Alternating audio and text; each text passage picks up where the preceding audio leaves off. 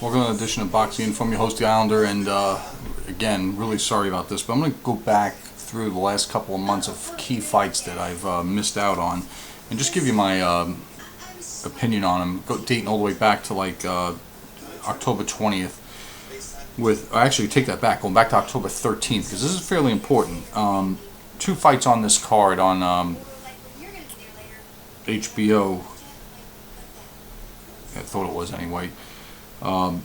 Brandon Rios taking on Mike Alvarado in an all-action affair in the junior welterweight division, and Rios stopping Alvarado in the 7th round of probably going to be the fight of the year, with both dishing out and taking punishment before Rios finally. Rios seemed to be moving Alvarado a little bit more with his shots than Alvarado was, and Alvarado has been known to have some come from behind knockouts with late power, but Rios was doing a good job of breaking him down in that fight. And a lot of my problem is that I'm seeing a lot of these fights catching up like after they take place, because I've just been super busy. Just as importantly, but not as scintillating, was Nonito Donaire fighting what was supposed to be a unification junior featherweight bout against then WBA champion, or recent WBA champion, Garcia-Morales, who owns very good wins over, I believe, Johnny Gonzalez and Rafael Marquez. And this was supposed to be a very stern test for Donaire, and Donaire dominated first by neutralizing Nishioka, and then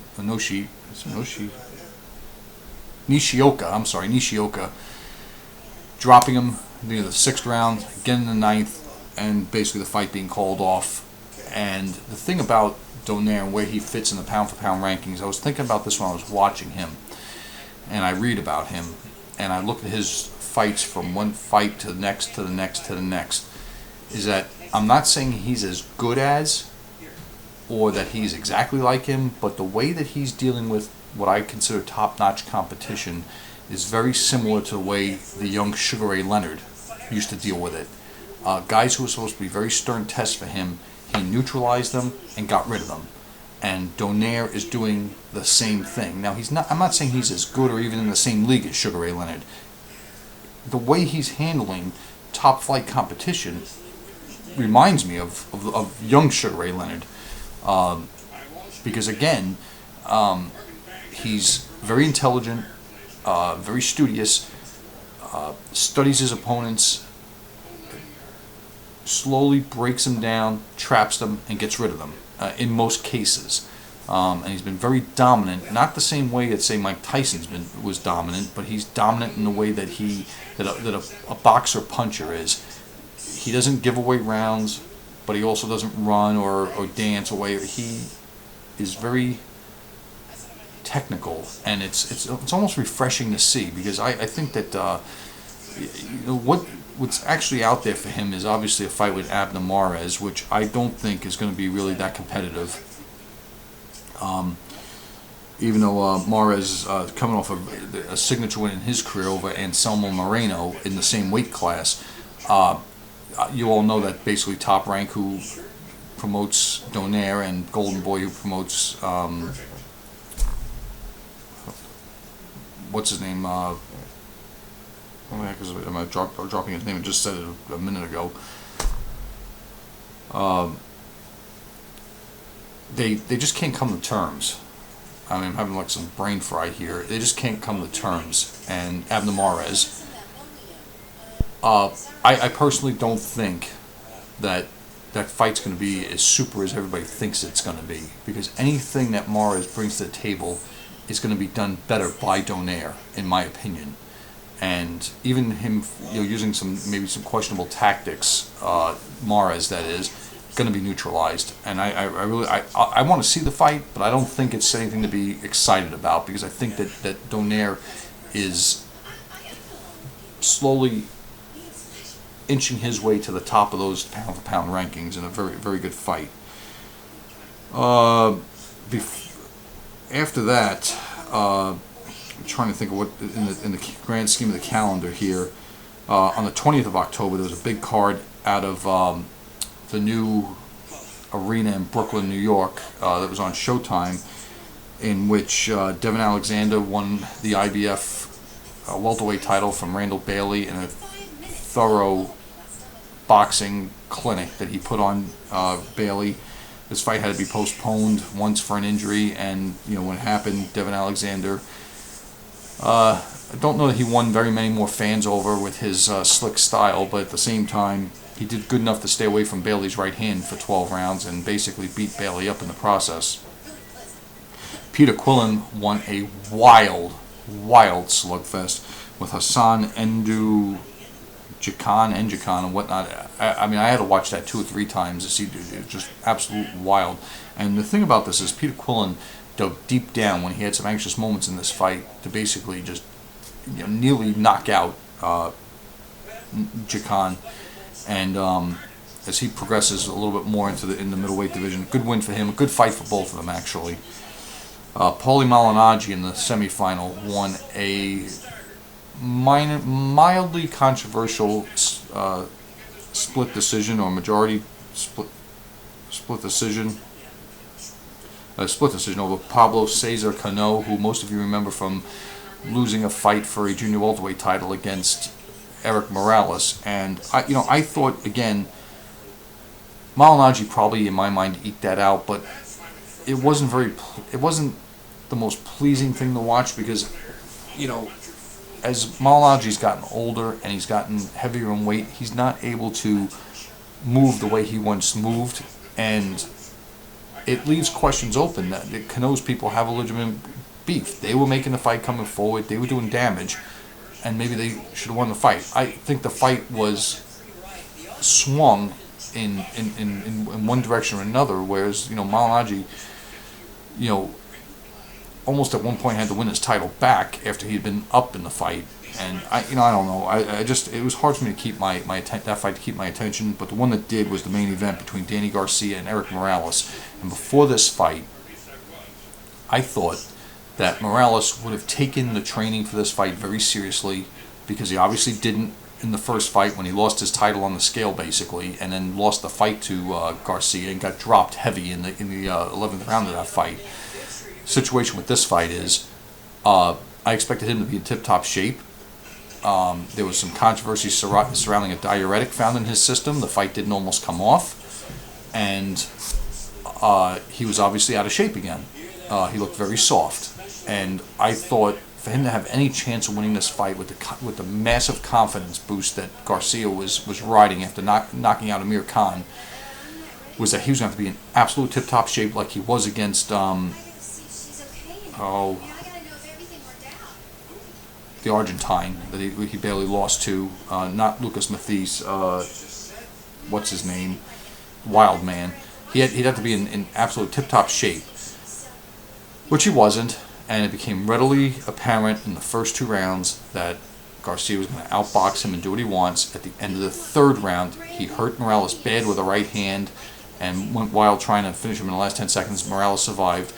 And then basically the end came when they were both almost shoulder to shoulder, and I think Garcia pushed Morales off of him, and Morales went to throw a left hook at the same time Garcia did. Garcia's got there first, and basically Morales' follow through after getting hit spun him around, down, between the ropes, totally horizontal, and although I think he would have beat the count, his corner did the exact right thing, and they stopped the fight right then and there. I think realization has finally set into Morales that this is a young man's game, and it can be an old man's game who's been preserved. Morales is in no way preserved. There's a lot of miles on that engine, and it's catching up now. It's catching up in the fact that he cannot get his body into tip-top shape in training, whether it's discipline or whether it's just age. And if you can't be in tip-top shape, you're not going to execute. And that was one of the more violent endings that he has suffered in a fight with that left hook that Garcia landed. And where do they go from here? Morales said he wants one more fight, I think, in Mexico, and he's going to call it a career, hopefully go out with a win. Garcia, the sky's the limit, whether it's a rematch with Khan, whether it's bigger and better things. Personally, I would like them to try to entice I think what was going to happen was Ricky Hatton was going to try to make a comeback and get a fight with Garcia, but that fell through because they're both under the same kind of promotional banner. When Hatton was stopped by a body shot in the 9th round, the fight I'd like to see is I'd like Timothy Bradley to come back down to junior welterweight, and I would like him and Garcia to get it on, because I don't know who would win between those two. It'd be a very interesting and intriguing fight. Most people want to see Bradley against Khan. I don't. We'd have probably a controversial ending. I think with Bradley and Garcia, we'd have a good fight. And if there is a controversial ending, it's because both guys would have performed real well. And that's one of the things I'd like to throw out there and see.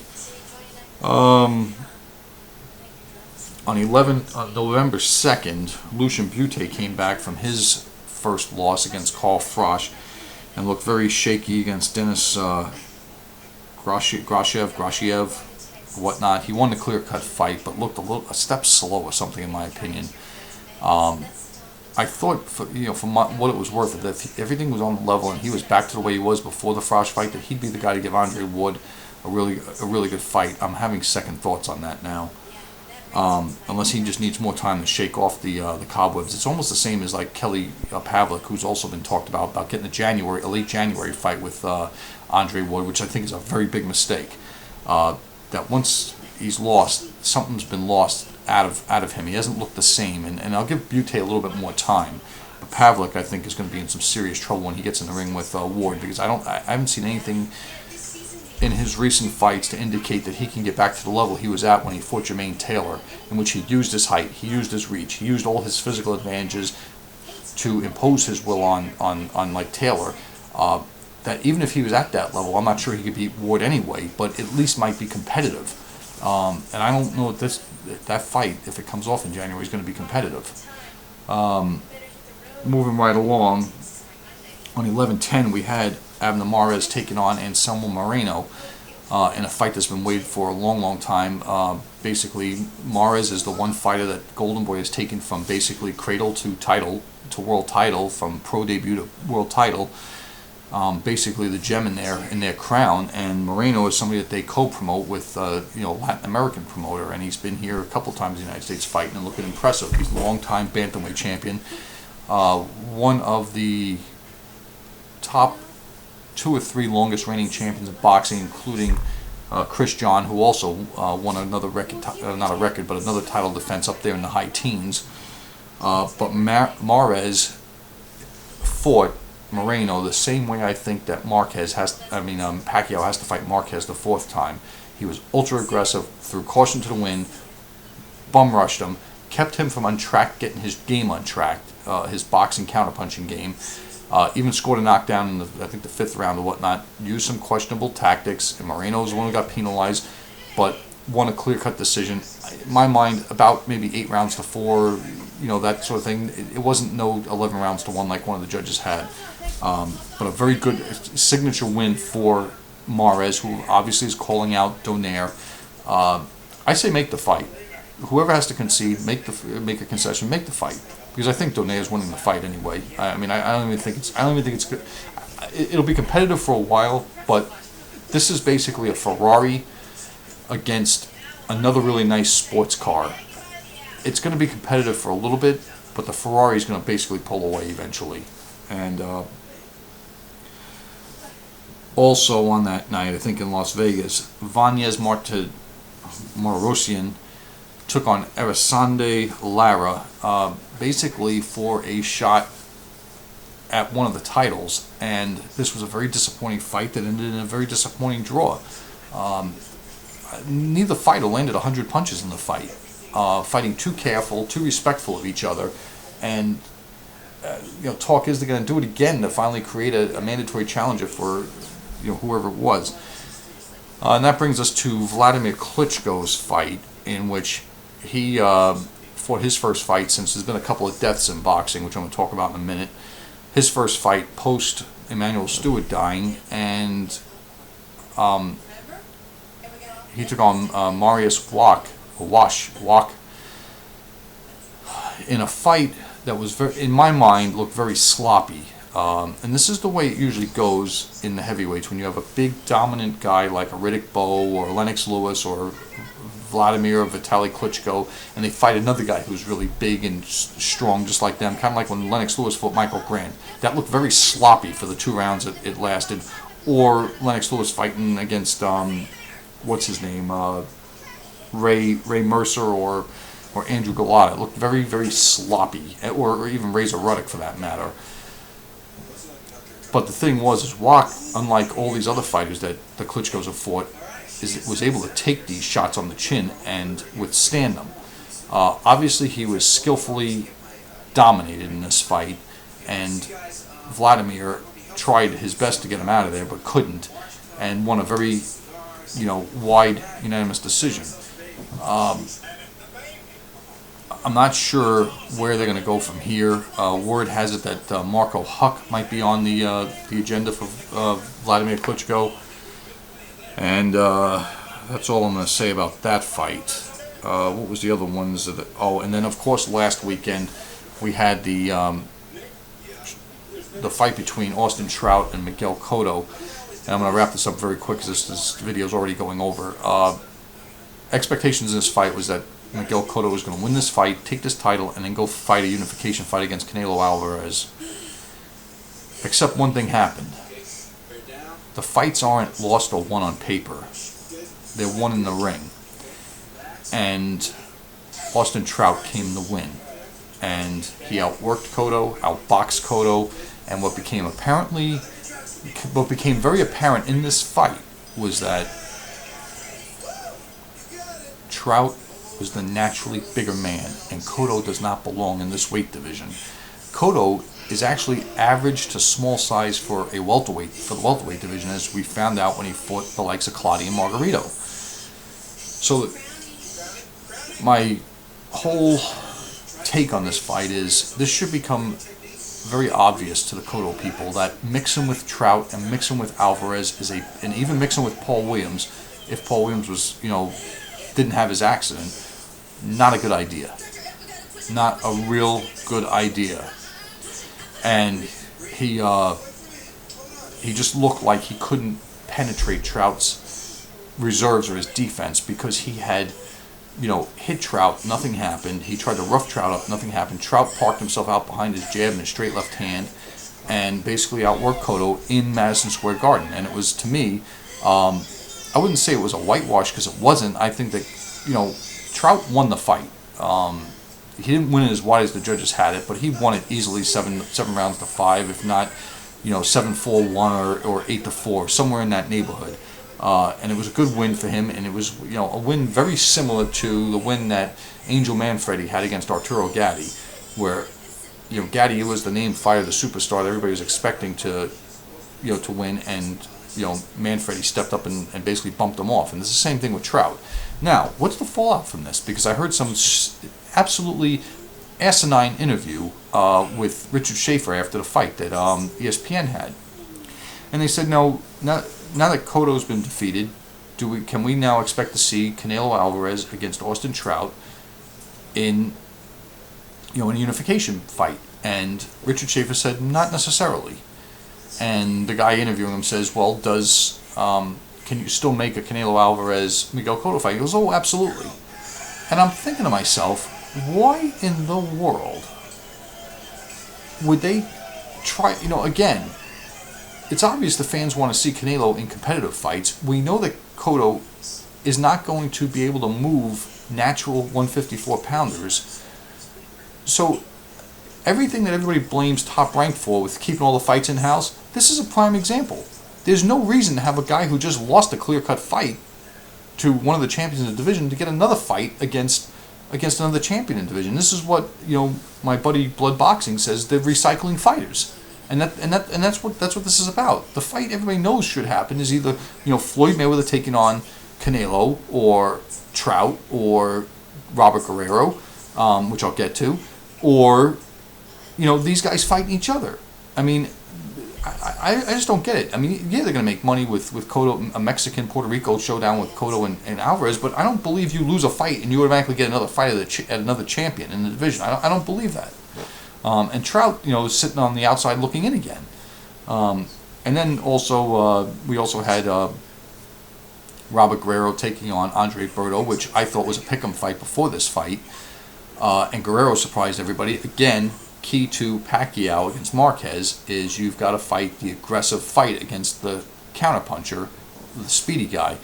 And the thing is that Guerrero didn't let Berto breathe. And there was some complaints, again, knockdown scored, and Berto complaining about dirty tactics of Guerrero. But the situation is this. Guerrero did what he needed to win and look impressive. And Berto, again, looks like if he can't blow a guy away, I'm not sure he knows how to operate.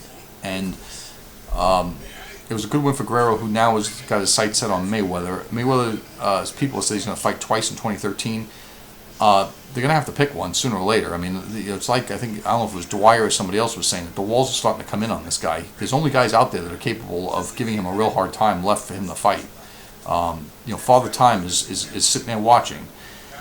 And that's going to do it for this video. I will hopefully be back with shorter and more informative weekly videos in the future. Thanks.